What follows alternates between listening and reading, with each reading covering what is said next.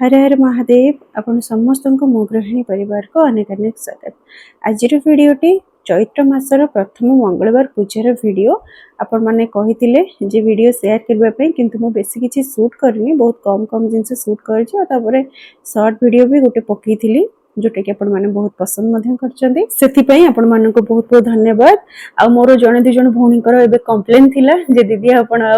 Daily vlog share करनांती किबा घर ठाकुरंकर पूजा आपण देखु नांती तो ए वीडियोटी तांको पई मो भौणी मानको पई सब बेले कहउतिले घर ठाकुरंकर पूजा मु केमती कोन करती तांको सका शेयर करनी बोली। तो आज जो घर ठाकुरंकर पूजा आपण देखिले केमती आपण मानको लागला निहाती ऊपर कहिवे।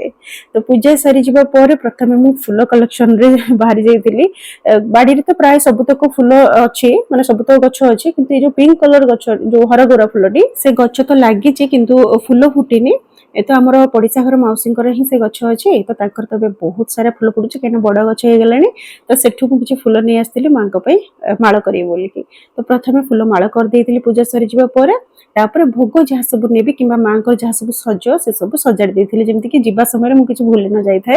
तो एटी मांकर पूजा पे जेमति कि आसन वस्त्र ओढ़णी ता सहित कलश घड़ी आउ हमर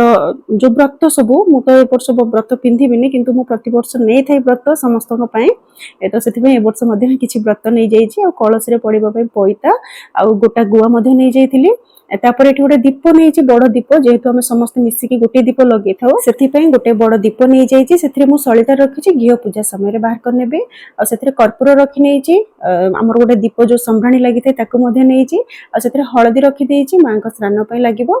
तापरे शंखा सिंदूर ए सब मध्ये रखि देइ छि। तापर एपटे भोग जेमति नडिया कदली उखुडा बुंदी ता सहित गुड़ गोलमरीच अदा मध्ये नै जाई छि आ छेना मध्ये नै जाई छि। तो ए सब को मु सजाडी रखि देइ छि बस घर टिके क्लीन कर देबे फूल माला जो गुंथितिली सब एपट सबटे पड़े छि तो सब ता जगह रे रखि कि तापर मु बाहरी जिबे आ मां मंगला को बेलपत्र दुलबा अळा पत्र लागि हे थाए। तो मु घर जिबा समय रे हमरी कॉलोनी रे जण मौसिंकर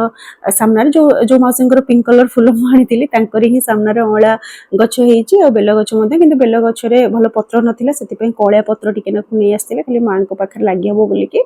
तापर अळा पत्र ए सब धरि कि बाहरी आस्तिली आ मु एठी आसी पहुंचला बेले को समय हे जेतला 11:30 आ 11:30 पर्यंत केही भी आसी नथिले मु प्रथमे आसीतिली आ जहां को माने दांडो रे जो पूजा होछि से अपा केवल धुआ धुई करके बढ़िया भाव में मुरुज पकई देइथिले रेडी कर देइथिले। मु पहुंचबा परे प्रथमे तो समस्त को फोन लगेइथिले डाकिथिले जे मु आसिलिनी केना मु समस्त को दूरे रहउची तो मु जाइकी फर्स्ट पहुंची थाए प्रति वर्ष एमती हेते और प्रति पाळी रे मध्ये से हेते जे मु आगे जाइकी पहुंचबे तापर समस्त आसीबे आ मु समस्त जिबा पर लेट रे भी आसी थाए। तो मु पहुंचा पर समस्त को फोन कली समस्त आसबा भितरे सेठी पंचामृत जोठी मांकर पूजा हबो पंचामृत सिंची की कलश व्यवस्था माने बसेबा व्यवस्था कर देथिल दीपडे लगे देथिल तापर मां को सजग करा भितरे जण जण किना एमती भोग नै की आसुथिले। मां को पाखरे जो गुआ पूजा हे थांती से गुआ तो अछंदी किंतु नडिया ना मु प्रति वर्ष बसे थाए आ व्रत मध्ये पिंधि थाए किंतु ए वर्ष ना नडिया बसे छि ना मु व्रत पिंधिली नुआ तो मु सेठी मां को जेमती प्रति वर्ष मु रेडी कर देथे माने सजो करबा दायित्व मोर थाए। तो एथर को मध्ये मु करबा पई टिके पछगुंचा दउथिली किंतु जो मन सेठी गुरुजन अछन से मन समस्त कहले नाही तमे करो काना तम हाथ रे जो भला मां को सजाओ तो सेमती के सजै परिबेनी आ एमती कहबा कथा नय मु बस आपन मानन सते टिके शेयर कर देली। मु बहुत ही ब्लेस्ड जो जगह रे मु रहुथिली एठी मु 12 वर्ष रहिछि रेंट रे तो से जगह रे ना मते आज पर्यंत भी समस्त मते बहुत स्नेह दियंती बहुत केलारे मते डाकंती खुजंती सब जिंस रे खुजंती तो मते बहुत खुशी लागि थे बस से मनकर भल पाइबा बड़ मनकर आशीर्वाद एमती रही थाउ। कलश और दीप बसई सारिबा परे मांकर श्रृंगार मु आरंभ करथिली मां को सजा सज करि सारिबा भितरे एपटे पणा मध्ये रेडी होतला पणा सरी जिबा परे माने पणा प्रस्तुत हे सारिबा परे मां को पाखरे पणा रखा जाए तापर हमर बही पढ़ा जाय थाए आ बही पढ़िबा समय रे सेठी हमर जो व्रत जो माने व्रती माने अछन व्रत धारण करिवे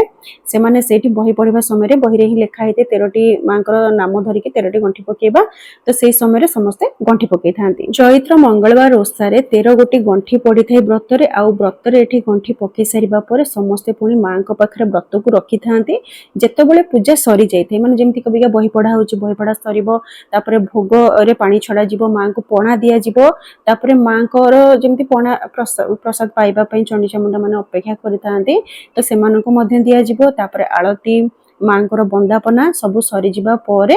जो माने व्रत पिंधिबे व्रत गंठी पकेकी रखिछंती तापर से माने मांकर पणा टिके पाइकी व्रत को धारण करेंगे। प्रति वर्ष आमर ए नियम रे ही पूजा हेइथे आउ जो माने जेमति कि प्रथम पाली व्रत पूजा करि नथिबे एब्सेंट थिबे किछि भी रीजन जो आसी नथिबे पूजा रे योगदान कर नथिबे तो से माने द्वितीय किंबा तृतीय पाली को आसी थांती तांको व्रत पूजा करथांती पिंधि थांती। तो एठी पूजा सरी जिबा परे पणा समस्त को दिया जाउची जो माने भी भोग आनिथिले समस्तंकर पणा बंटा जाउची आ एठी व्रती माने व्रत मध्यम पिंधुचंती आ व्रत पिंधि सारिबा परे भोग पाइकी भोग नेइकी समस्त गायब हे गलेनी केही भी नांती एठी मु एकुटिया अछि काहे कि ना अध घंटा परे मां को उठेकी तांको घरे रखि दबो जहांको घरे माने जहांको द्वार रे पूजा होउछ ना तांकरी घरे मां रहउचंती तो मां को रखी की तापरे मु घर को बाहरिबे।